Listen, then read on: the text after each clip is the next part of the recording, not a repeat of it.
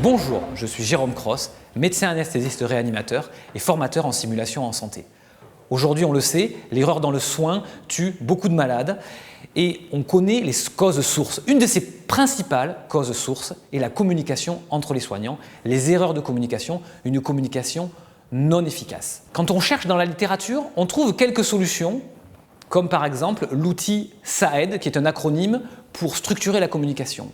Cependant, nous manquions jusqu'à présent d'une solution globale à l'image du monde de l'aéronautique qui depuis longtemps s'est posé des questions et a répondu à travers de nombreux protocoles, de nombreuses règles standardisées de communication. C'est pourquoi aujourd'hui je vous propose ce livre, Mieux communiquer entre soignants, un enjeu majeur de sécurité, un livre que j'ai écrit en me basant sur mon expérience de formateur, sur mon expérience de soignant, sur l'expérience des autres, aussi sur les règles de communication des aviateurs, de l'aviation et aussi sur les règles de communication standards ou même en entreprise. Et donc ce livre est construit autour de 5 thèmes. Le premier grand thème, c'est le message. Dans le message, il y a 11 règles. Une de ces règles, par exemple, est d'utiliser des verbes précis. Dans le soin, si on utilise des verbes vagues, comme le verbe faire par exemple, on peut faire des erreurs. Si je dis à un infirmier anesthésiste « fais 1 mg d'adrénaline », il peut l'injecter. Je me retourne, je me rends compte que mon patient a une tension à 25, qu'il a 190 de pouls. Je me demande que s'est-il passé. L'infirmier dit « j'ai fait de l'adrénaline, il l'a injecté ».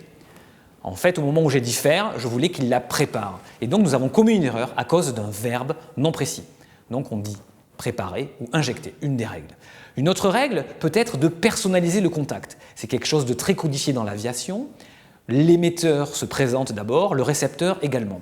Dans le soin, on retrouve souvent des communications où parfois on ne sait pas vraiment à qui l'on parle, ni le nom ni la fonction. C'est pourquoi je propose, dans ces règles de message, de commencer en posant le triangle des qui, c'est-à-dire qui est l'appelant par son nom et sa fonction, qui est appelé par son nom et sa fonction, et qui est le patient, bien sûr, ce qui forme un triangle. Ce sont 2 règles de message. Il y a aussi des règles d'attitude. En effet, dans la communication, nos gestes parlent. Si je rentre dans une salle de bloc opératoire en parlant fort et en demandant à mes collègues quand est-ce qu'il veut venir manger, par exemple, s'il me fait ce geste-là, c'est une communication efficace et donc c'est un geste qui a du sens. Donc les gestes ont du sens, l'attitude aussi. Si je me tourne vers un étudiant infirmier et que je lui dis « pose un garrot sur le bras, repère ta veine, tu peux piquer ta veine », j'ai émis un message qui a un sens. Si je lui dis mets un garrot, repère ta veine, pique ta veine. J'ai dit les mêmes mots, mais dans les gestes et l'attitude, j'ai transmis un sens qui est très différent. Troisième grand thème du livre, l'échange. Un message, c'est jamais quelque chose que l'on fait seul. Et par exemple, en aviation, on propose systématiquement de fermer la boucle de la communication. Soit en disant « Roger », qui veut dire « j'ai reçu », et donc en médecine, l'équivalent peut être un simple « OK », qui peut être déjà efficace, ou un « oui » ou « je t'ai entendu ». Ou on peut fermer la boucle de la communication, c'est-à-dire répéter l'élément le plus important.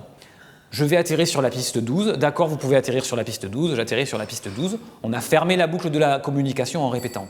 En médecine, sur des actions critiques, on pourrait proposer la même chose. Par exemple, injecte 1 mg d'adrénaline, d'accord, j'injecte 1 mg d'adrénaline, ok, j'injecte 1 mg d'adrénaline.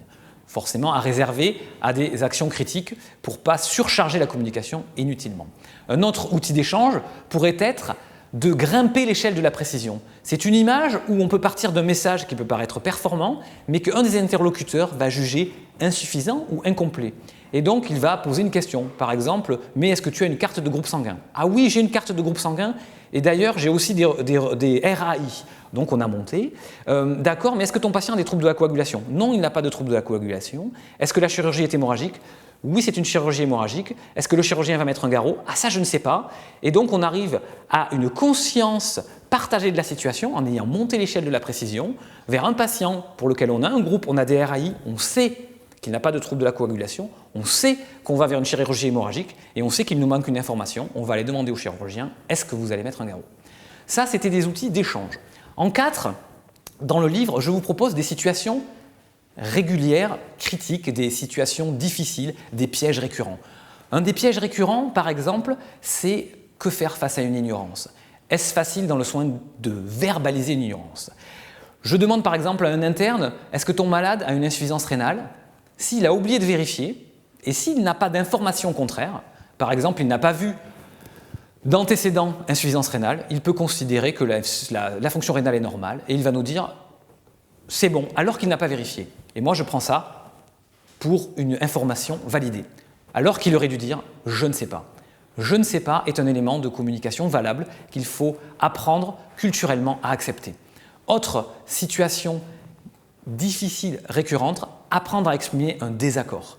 Quelque chose de pas facile, surtout si par exemple on n'est pas le leader d'une situation, et aller expliquer à un leader charismatique que peut-être il se trompe, c'est quelque chose de difficile. Et pour ça, on peut utiliser des outils, par exemple la communication bienveillante. Le 5e thème du livre, c'est l'implémentation.